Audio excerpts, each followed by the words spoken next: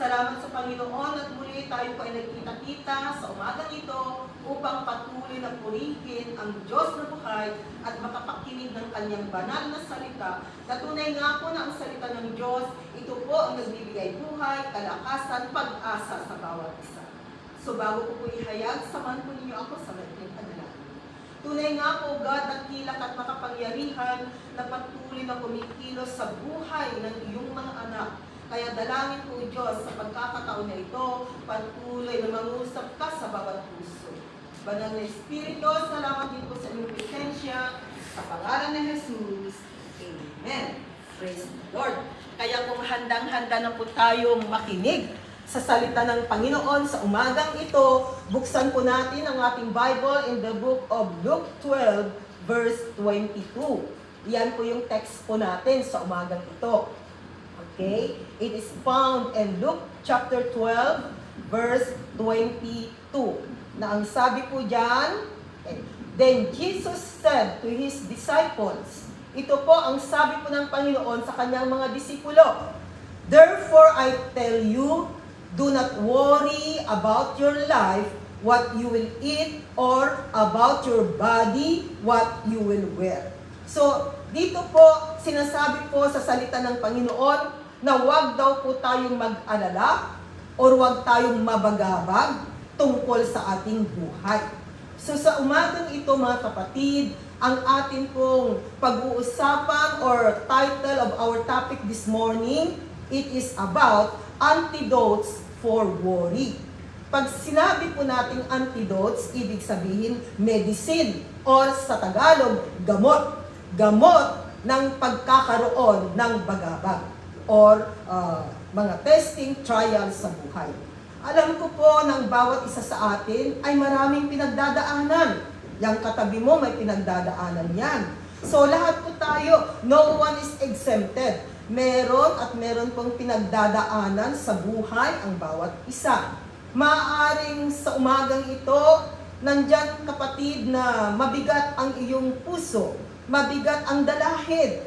Dahil nga maraming testing, maraming trials na nangyayari sa buhay ng bawat isa. At alam po natin na ito po ay naging partner na po ng buhay ng mga tao sa nilalang na ito na magkaroon ng problema, magkaroon ng testing, magkaroon ng trials na nangyayari sa buhay. Pero ang kagandahan po, kung mayroong salita ng Diyos na napapakinggan ang bawat isa, nagkakaroon po tayo ng pag-asa. Kaya nga po sa umagang ito, yung pong ating pag-uusapan, it is about the antidotes for worry, ang gamot. Kung ikaw ay nabibigatan, kung ikaw ay may bagabag sa buhay, may mga testing, may mga trials. So tingnan po natin sa salita ng Panginoon, dahil sa umagang ito, tuturuan po tayo ng salita ng Panginoon. Kaya salamat kay Lord dahil nagkaroon po tayo ng chance na mapapakinggan ang salita ng Panginoon. So the number one antidotes or number one medicine, kung ikaw ay may bagabag sa buhay, is that let the peace of Christ rule in your heart. Ibig sabihin, hayaan mo na ang kapayapaan na galing sa Panginoong Jesus, siya po ang maghari sa puso mo.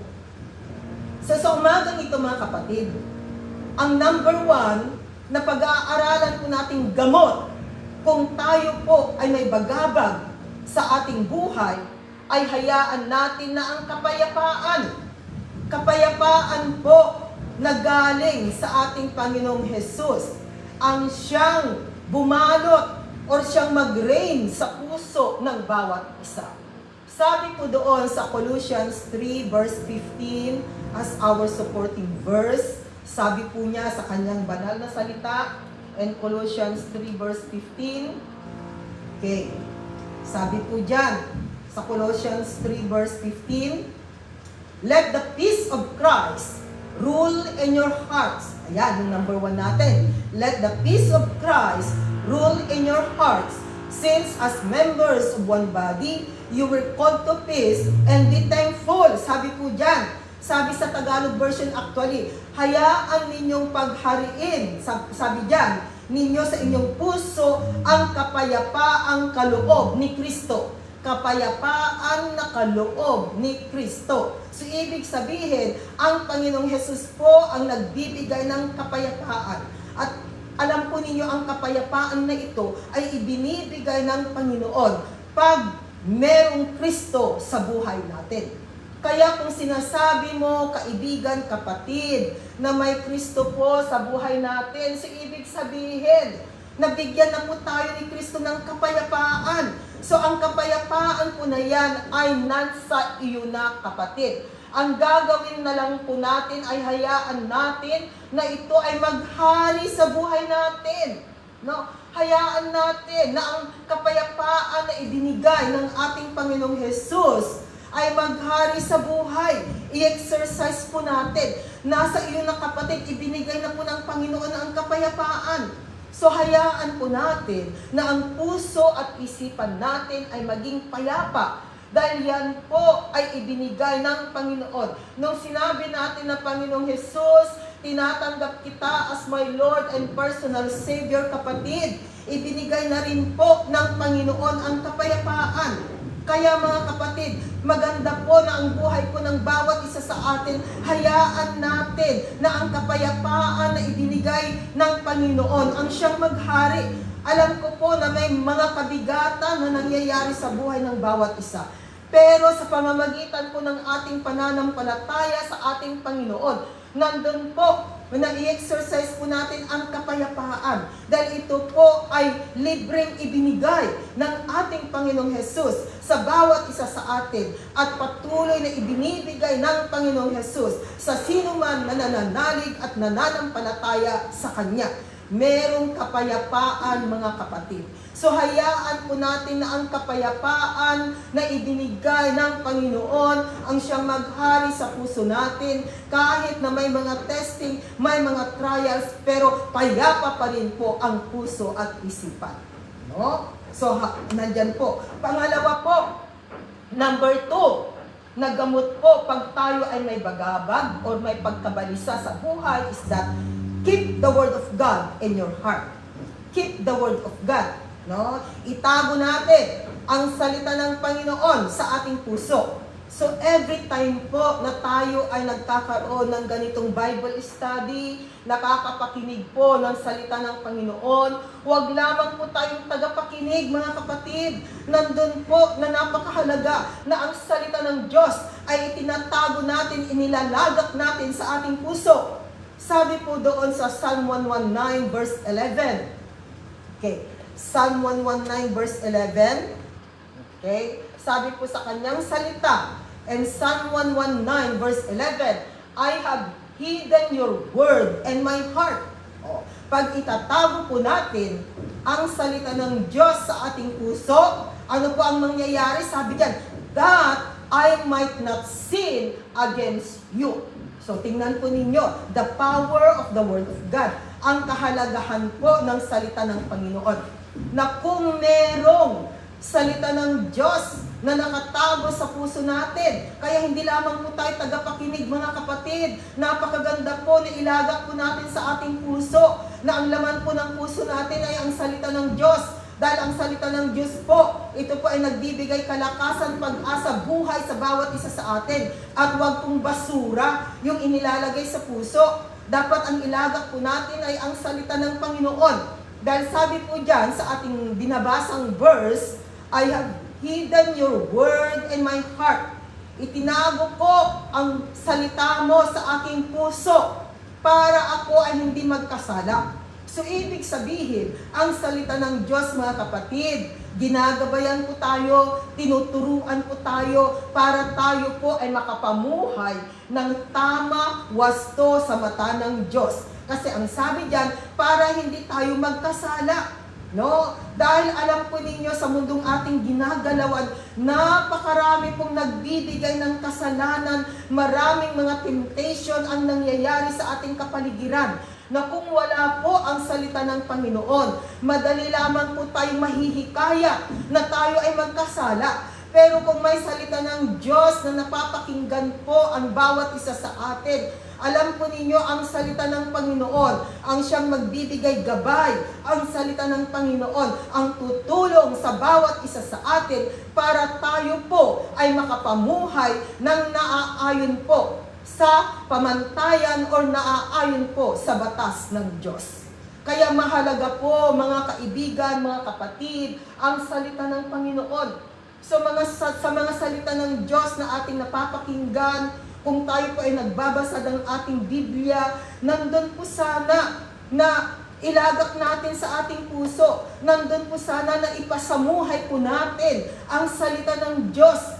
Dahil alam po ninyo kung merong nakatagong salita ng Panginoon sa inyong puso, kaya mahalaga po yung at least meron tayong memory verse, no? Kahit na itong Psalm 119 verse 11, no, gawin nating memory verse mga kapatid, na kung may salita ng Diyos na nakatago sa ating puso, hindi ako magkakasala sa Panginoon. O di po ba, madaling i-memorize lang naman ang salita ng Panginoon? So, nandun po na ang salita ng Diyos, dahil ang salita ng Diyos ay makapangyarihan mga kaibigan, mga kapatid.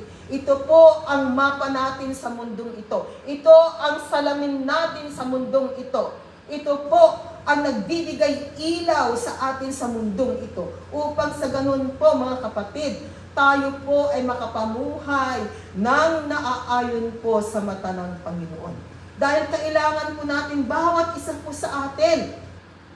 Kailangan po natin ang salita ng Panginoon. Kaya mga kapatid, every time po na tayo ay nakakapakinig, nag-aaral sa salita ng Diyos, nandun po sana na nagre-rema, nandun po sana na namumusak sa buhay natin ang salita ng Panginoon. Pangatlo po, nagamot kung tayo po ay may bagabag o pagkabalisa sa buhay is that trust God. Magtiwala sa Diyos. Tiwala lamang po mga kaibigan, mga kapatid. Ang kailangan natin magtiwala sa Diyos. Ano man ang sitwasyon, ano man ang problema, ano man ang nangyayari sa buhay natin, tiwala lamang po sa Panginoon. And Proverbs chapter 3 verses 5 to 6, sabi po dyan, and Proverbs chapter 3 verses 5 to 6, sabi po ni Lord, no, sa kanyang salita, trust in the Lord with all your heart. Magtiwala daw po tayo sa Diyos, buong puso. And lean not on your own understanding. At hindi po sa sariling pangunawa natin. No? So, sa Diyos tayo magtiwala buong puso at lubusan, mga kapatid. Huwag po tayong manangan sa sariling karunungan natin. Huwag tayong magtiwala sa sariling karunungan natin. Dahil alam po ninyo, ang karunungan ng tao, no, ipapahamak po tayo pag karunungan lamang ng tao yung gagawin natin. Pag sarili po nating karunungan, dadalhin po niya tayo sa kapahamakan, mga kapatid. Kaya mas maganda po na ang gawin natin ay magtiwala sa Diyos. And then sabi po dyan sa verse 6, sabi niya, and all your ways submit to Him. So sa lahat po ng ginagawa natin, nandun po sana na isang guni po natin sa Panginoon. Lahat po ng plano, lahat po ng balak natin sa buhay natin, isang guni po natin sa Panginoon. So sabi diyan, in all your ways, submit to Him, and He will make your paths straight. So ito po ang pangako ng Panginoon na kung ang bawat isa sa atin ay isasangguni po natin sa Kanya lahat ng plano, lahat ng naisin sa buhay natin, ang gagawin ni Lord, aayusin niya. No, itutumpak po niya tayo sa tamang daanan. So ibig sabihin, ang gagawin po ng Panginoon, aayusin po niya. Kung liku-liku man po ang buhay natin, maaaring sa ating mga nakaraan, may mga nangyari sa buhay natin na dinala tayo sa kapahamakan, kaya nasira ang buhay natin. Pero alam po ninyo, may pag-asa, mga kapatid. Kaya sabi nga ni Lord, no, sa Kanya lamang tayo dapat umasa.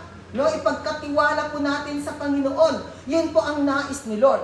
Kaya kung mayroon man po tayong kabalisahan, kabigatan sa pagkakataon na ito, mga kapatid, ang gamot po ay ipagkatiwala sa Panginoon.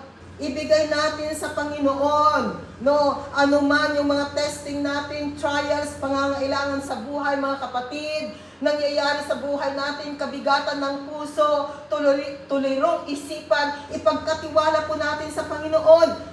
Ang sabi ni Lord, trust on me, magtiwala ka sa akin. Yan po ang sinasabi ng Panginoon sa bawat isa sa atin. Magtiwala ka sa Panginoon. Dahil alam mo kapatid, kung tayo po ay lubusang nagtitiwala sa Diyos, hindi po niya tayo pababayaan. At alam natin na ang pangako ng Panginoon ay kanyang tinutupad. Kaya siya po ay dapat pagkatiwalaan, 100% ibigay natin ang tiwala natin sa Panginoon. Dahil hindi po niya tayo pababayaan at hindi po tayo iiwanan ng Diyos. Ganyan po ang Diyos na ating pinaglilingkuran, mga kapatid. Siya po ang lumalang ng lahat-lahat. Alam niya ang buhay mo, alam niya ang sitwasyon mo, alam niya kung ano ang nangyayari sa iyo. Maging ang kabigatan mo right now, ang problema mo ngayon, alam ng Panginoon. Dahil wala pong naililihim sa Panginoon. Ang buhay po natin ay katulad ng bukas na aklat na alam ng Panginoon ang simula at alam din niya ang hangganan.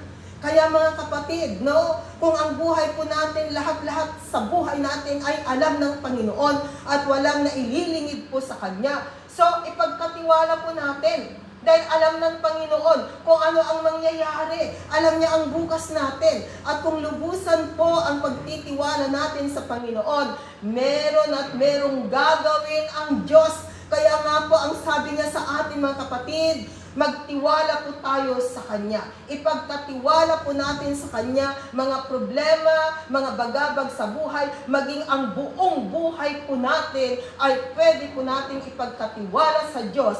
Dahil ni kailanman, ang Diyos po ay handang gabayan ka, handang tulungan ang bawat isa sa atin. So pang-apat po mga kapatid, na gamot.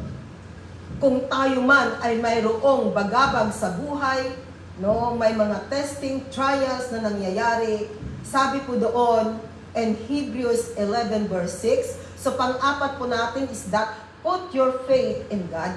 No? Put your faith in God. Ilagak natin yung ating pananampalataya sa Panginoon. No? Magkaroon tayo ng pananampalataya sa Panginoon. And Hebrews 11 verse 6, sabi po dyan sa kanyang salita. Ayan. And without faith, it is impossible to please God.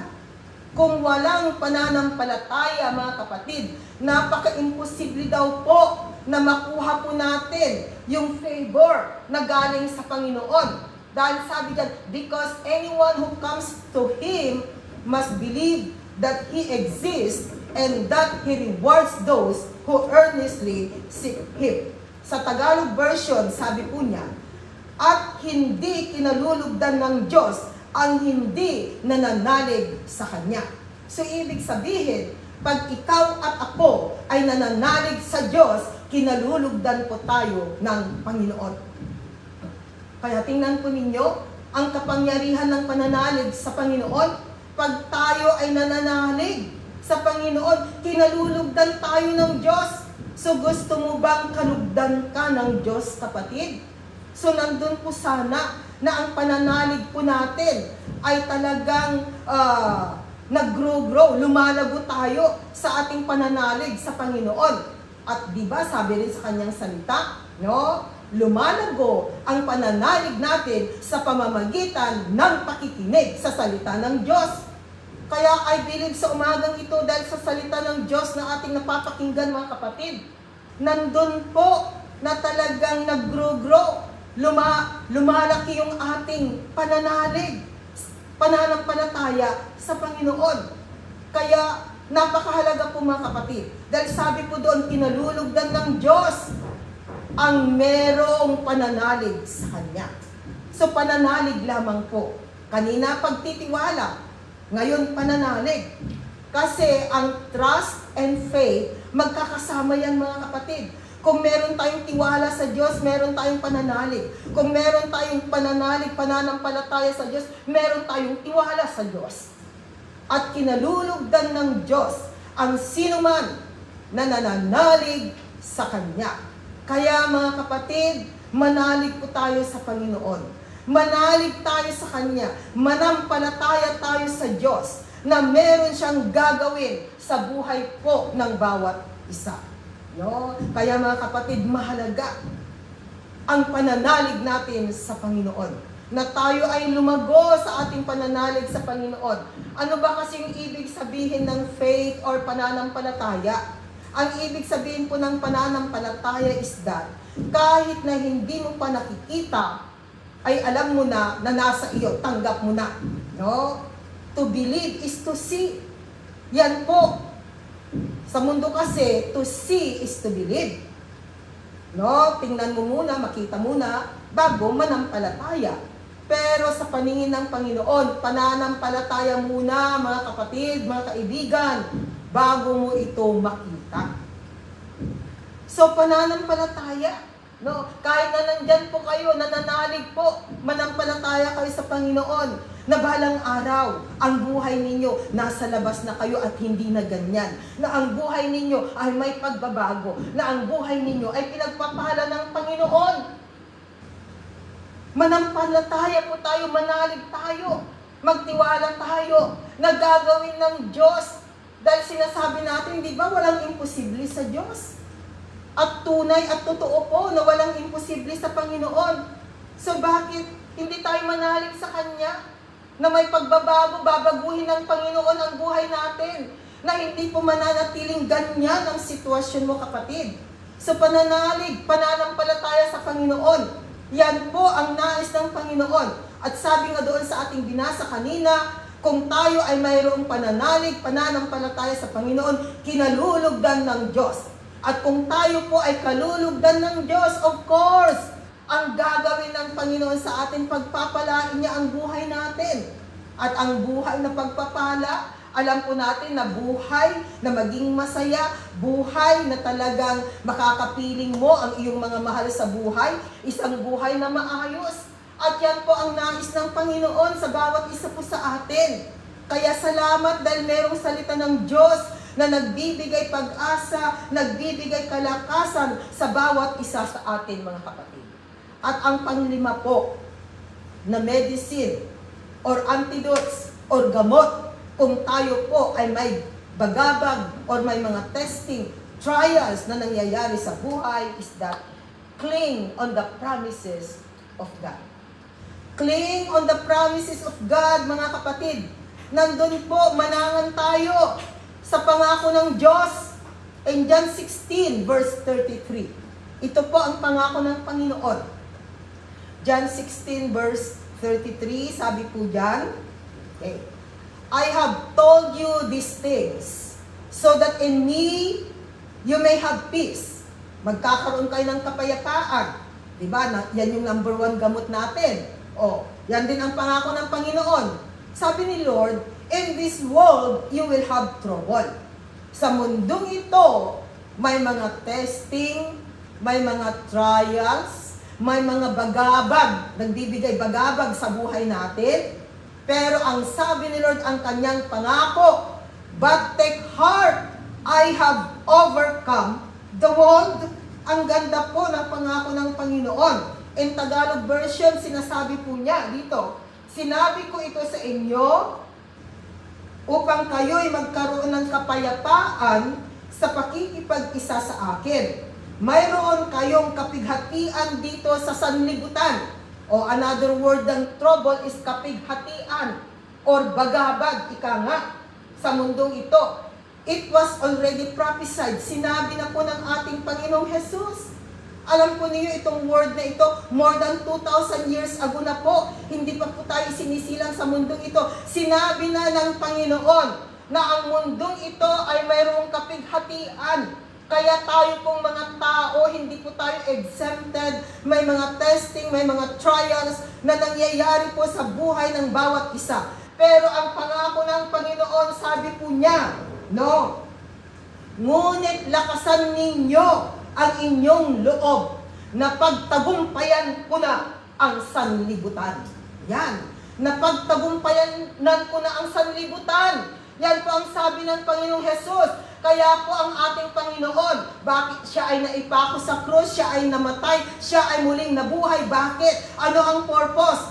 Dahil meron pong ginawa ang Panginoon upang sa ganoon po ay mapagtagumpayanan ang mundong ito. At sa lahat po ng nananalig, nananampalataya sa Panginoong Hesus, mga kapatid, dumating man po ang testing trials, kapighatian sa buhay, pero may pangako ang Panginoon. Ang pangako ng Panginoon, palalakasin po niya tayo, bibigyan po niya tayo ng kapayapaan, bibigyan po niya tayo ng kagalakan, at mapapagtagumpayanan po natin anuman ang sitwasyon natin sa mundong ito. Di po ba napakagandang pangako ng Panginoon? So anuman ang sitwasyon mo right now, kapatid, anuman ang kabigatan mo, anuman ang buhay mo, anuman ang bagabag na nangyayari sa buhay mo, kapatid, ang sabi ni Lord, kayang-kaya mo rin itong mapagtagumpayanan. Dahil ang Diyos na pinaglilingkuran po natin ay tagumpay na Diyos, mga kaibigan, mga kapatid. Kaya ang sino man na nananalig at nananampalataya sa Kanya ay magiging tagumpay din po sa mundong ito. Kaya sabihin mo dyan sa katabi mo, ikaw ay tinawag na tagumpay sa mundong ito. Sige nga, sabihan natin yung ating mga katabi to encourage them. Ikaw ay tinawag na tagumpay sa mundong ito. No? Tagumpay ka, kapatid, at hindi ka talunan sa mundong ito. Huwag nating sasabihin na tayo sa mundong ito ay talunan, kundi tayo po ay tagumpay sa mundong ito. Dahil ang Diyos na pinaglilingkuran po natin ay Diyos ng tagumpay. Kaya ang sino man na nananalig at naniniwala sa Panginoong Hesus, siya po ay tagumpay sa mundong ito. So ano man ang sitwasyon mo right now, ano man ang kabigatan mo, kapatid, remember it, ikaw ay tagumpay sa mundong ito at mapapagtagumpayanan mo. Ano man ang sitwasyon mo, ano man ang testing, ano man ang kabigatan, ano man ang problema na nangyayari sa buhay mo right now. Kaya kapatid, tunay, meron tayong aasahan sa Diyos na ating pinaglilingkuran. Kaya in our conclusion, dito po tayo magtatapos sa verses na ito in Matthew chapter 6, verses 33 and 34. Ito po yung ating conclusion, mga kapatid. Sabi po dyan sa Matthew chapter 6, verse 33 and 34. But seek first His kingdom and His righteousness, and all these things will be given to you as well. So, tingnan po ninyo dyan. Sabi po ng ating Panginoong Hesus, mga kapatid, pag sumakitan ninyong ng higit sa lahat, ang pagharian kayo ng Diyos at mamuhay ng ayon sa Kanyang kalooban. At ipagkakaloob niya anuman ang pangangailangan ninyo. Kaya kung uunahin po natin ang Diyos at ang kaharian ng Diyos sa buhay natin, siya ang magiging number 1 ng buhay natin. Sabi ni Lord, anuman ang pangangailangan ninyo, ipagkakaloob ko sa inyo. Ito po ang pangako ng Panginoon at ito ang kanyang sinasabi. Kaya sabi niya doon sa verse 34, meron pang isang verse. In verse 34, sabi niya dyan, therefore, do not worry about tomorrow. O, tingnan po ninyo. Sabi dyan, huwag daw tayong mag-alala sa araw ng bukas. Mismo ang Diyos ang nagsasabi. Therefore, do not worry about tomorrow, for tomorrow will worry about itself. Its day has enough trouble of its own. Kaya sabi po dyan sa Tagalog version, kaya huwag ninyong ikabahala ang para sa araw ng bukas. Saka na ninyo harapin kapag ito'y dumating. Sapat na sa bawat araw ang kanyang mga suliranin. Mga kapatid, napakahalaga po na sa buhay natin, ang Diyos ang namumuna. Kaya kung isinasali po natin sa buhay natin ang Panginoon, siya ang partner ng buhay natin, siya ang driver ng buhay natin, siya ang number 1 ng buhay natin, wala po tayong dapat ipangamba sa mundong ito. Kaya mga kapatid, no, anuman po yung sitwasyon, nandyan ang Panginoon. ipagkatiwala, ilapit natin sa Panginoon, at may gagawin ang Diyos sa buhay ng bawat isa. So diyan po nagtatapos yung ating mensahe sa umagang ito. Samahan po ninyo ako sa panalangin. Panginoon, maraming salamat o Diyos sa buhay po ng aking mga kapatid. Alam mo kung ano ang kanilang sitwasyon. Alam mo kung ano ang kanilang buhay. Kaya dalangin ko, Diyos, sa pagkakataon na ito, tulungan mo sila, gabayan, turuan, kung ano po yung mga dapat nilang gawin upang sa ganun, O Diyos, makapamuhay po sila sa mundong ito nang naaayon sa iyong pamamagitan. Sa mga salita mo, O Diyos, na kanilang napapakinggan, dalangin ko na patuloy na ilagak mo ito sa kanilang puso't kaisipan, na ito po ay nilang maipasamuhay upang sa ganun, Panginoon, ay malugod ka sa buhay ng bawat isa. Dahil kung malulugod ka, O Diyos, nandyan, Panginoon, na ibubuhos mo ang pagpapalang umaapaw sa kanilang buhay. Kaya pinagkakatiwala ko po sa iyo, God, ang aking mga kapatid. Huwag mo po silang pababayaan. Tulungan mo sila, Panginoon, sa kanilang mga sitwasyon right now, Lord. Wala pong imposible sa iyo. Maraming salamat, O Lord God. At patuloy, Panginoon, na ikaw ang madakila, maluwalhati sa buhay ng bawat isa. Salamat, Lord, at ito po ang aking panalangin sa pangalan ni Jesus. Amen and amen. God bless you all, mga kapatid, at ibalik ko po sa ating MC. Purihin ang Panginoon. Praise the Lord for the life po ng ating tagapagsalita ngayong umaga. Ayan, God bless po sa inyong pastoral ng ating mga kapatid sa Hong Kong. Hallelujah. Ayan, so pagtuloy-tuloy po tayo, muli mga kapatid, ang ating mga prayer request. Ano man po yung napag-aralan natin na bumabag-abag po sa atin, nakasama po sa